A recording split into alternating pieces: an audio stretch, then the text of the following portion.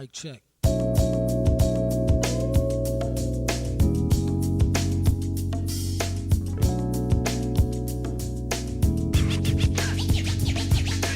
Assalamualaikum warahmatullahi wabarakatuh. Perkenalkan, saya Lalita Nafa Ulia, dan seperti kalian lihat di intro, saya akan mempelajari kalian tentang keanekaragaman hayati.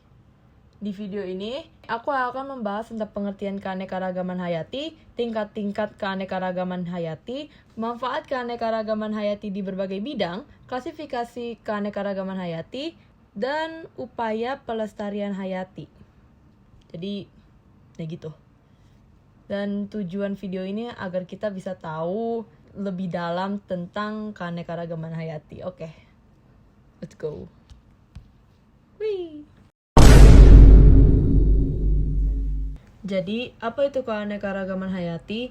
Secara singkat, keanekaragaman hayati merupakan istilah yang digunakan untuk keanekaragaman sumber daya alam, meliputi jumlah maupun frekuensi dari ekosistem, spesies, maupun gen di suatu tempat. Karena terdapat perbedaan pada ukuran, bentuk, warna, tekstur, dan sifat-sifatnya.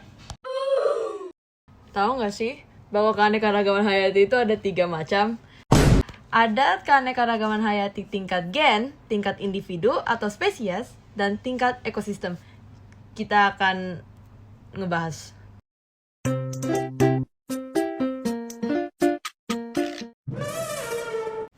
Kita akan membahas satu-satu tingkat keanekaragaman hayati. Keanekaragaman hayati tingkat gen mengacu pada variasi genetik yang ada di dalam suatu populasi atau spesies. Gen adalah faktor pembawa sifat keturunan yang dapat ditemukan di dalam kromosom. Setiap pengaturan gen akan menghasilkan perbedaan dalam penampilan, baik secara anatomi maupun fisiologi pada setiap organisme. Keanekaragaman genetik memiliki peran yang penting dalam menjaga kelangsungan hidup suatu populasi atau spesies, karena memungkinkan mereka untuk beradaptasi dengan perubahan lingkungan, melawan penyakit, dan menghindari risiko kepunahan. Contoh keanekaragaman hayati gen begitu banyak.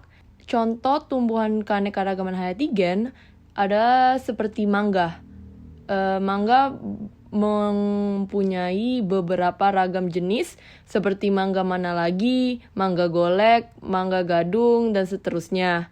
Ada juga banyak variasi pisang seperti pisang Ambon, pisang Raja Nangka, pisang lilin, dan sebagainya. Dan juga keanekaragaman hayati juga ada pada hewan seperti ayam kampung, ayam Bangkok, ayam cemani, atau di kucing seperti kucing rumah, singa, dan harimau. Berikutnya kita punya keanekaragaman hayati tingkat spesies. Tingkat ini merujuk pada variasi spesies-spesies yang ada di dalam suatu ekosistem atau lingkungan. Spesies merupakan kelompok organisme yang memiliki ciri-ciri yang serupa dan dapat saling bereproduksi secara alami. Keanekaragaman hayati tingkat spesies yang tertinggi umumnya terjadi pada ekosistem yang luas dan beragam. Ekosistem yang berbeda menyediakan berbagai kondisi lingkungan yang memungkinkan berkembangnya berbagai spesies dengan ciri-ciri yang unik dari yang lain. Pada tingkat ini, keanekaragaman hayati melibatkan perbedaan dalam bentuk fisik, perilaku, dan genetika antara spesies yang berbeda. Contoh keanekaragaman spesies, kita akan mengambil satu contoh dari keanekaragaman genetika, yaitu kucing. Ternyata kucing itu adalah keanekaragaman family Felidae, dan contoh family Felidae itu adalah harimau, kucing, dan singa.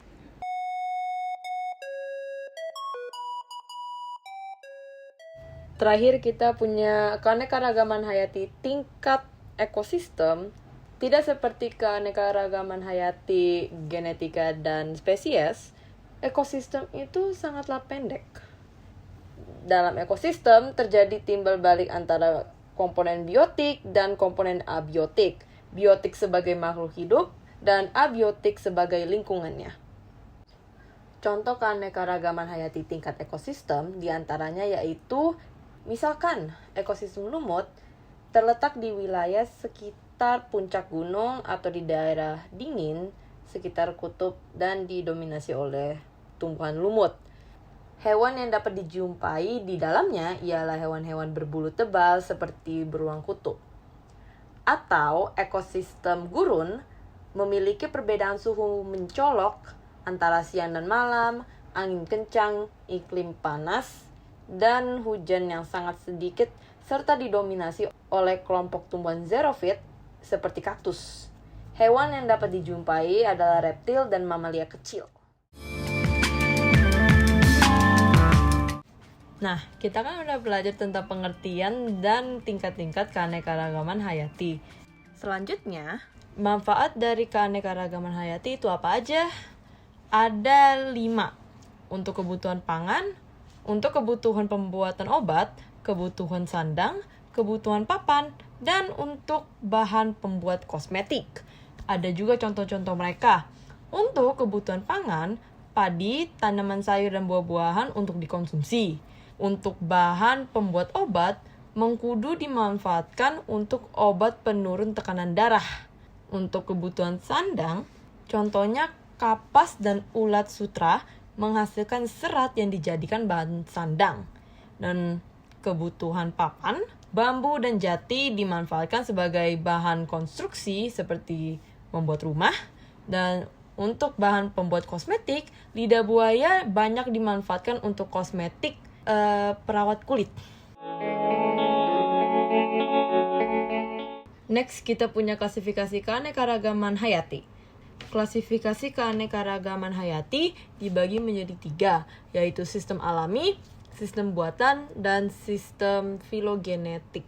Klasifikasi sistem alami sama dengan namanya, maka klasifikasi keanekaragaman hayati sistem alami dibuat atau diciptakan berdasarkan persamaan dan perbedaan morfologi dari suatu makhluk hidup. Contohnya, mengelompokkan tumbuhan maupun hewan tanpa melihat habitus atau perawakannya. Kalau klasifikasi sistem buatan adalah keanekaragaman hayati yang diklasifikasi dengan memakai 1 atau 2 ciri makhluk hidup. Oleh karena itu, pada sistem buatan ini biasanya terbentuk atau tersusun sesuai dengan ciri dari manusia. Contohnya, mengelompokkan makhluk hidup menjadi 2 kelompok berdasarkan kemampuan berpindah dan klorofil. Dan klasifikasi sistem filogenetik adalah sistem klasifikasi keanekaragaman hayati yang berdasarkan dari jauh dekatnya hubungan antara takson satu dengan takson lainnya. Oleh karena itu, sistem filogenetik dapat disusun berdasarkan sifat makhluk hidup yang dapat diamati atau dari persamaan fenotip. Contohnya, tumbuhan tembakau mengandung nikotin, sedangkan tumbuhan kecubung mengandung skopotamin. Kedua tumbuhan ini mempunyai alkaloida yang sejenis, sehingga kedua tumbuhan tersebut dikelompokkan dalam suku yang sama.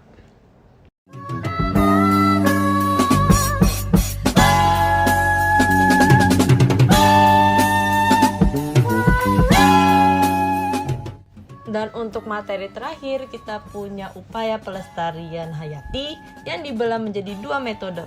Metode in situ dan metode ex situ. Metode in situ adalah sebuah upaya pelestarian dari keanekaragaman hayati yang mana langsung dilakukan pada tempat dari flora dan fauna itu berada.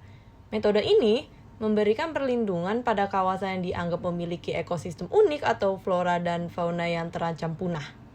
Biasanya dilakukan dengan pembuatan suaka warga satwa, cagar alam, hutan suaka alam, dan taman nasional. Sedangkan metode ex situ adalah metode pelestarian dari keanekaragaman hayati yang dilakukan menggunakan cara pengambilan fauna serta flora dari wilayah aslinya. Metode ini pun dilakukan ketika ekosistem dari tempat flora dan fauna tersebut tinggal sudah hancur total maupun rusak, sehingga membutuhkan waktu agar dapat ditinggali balik. Metode ex situ juga merupakan upaya konservasi menggunakan cara koleksi spesies langka, sehingga masa hidup dari hewan atau tumbuhan tersebut dapat lebih lama. Dalam metode X itu, ada beberapa cara yaitu menggunakan kebun binatang, taman safari, serta taman hutan raya.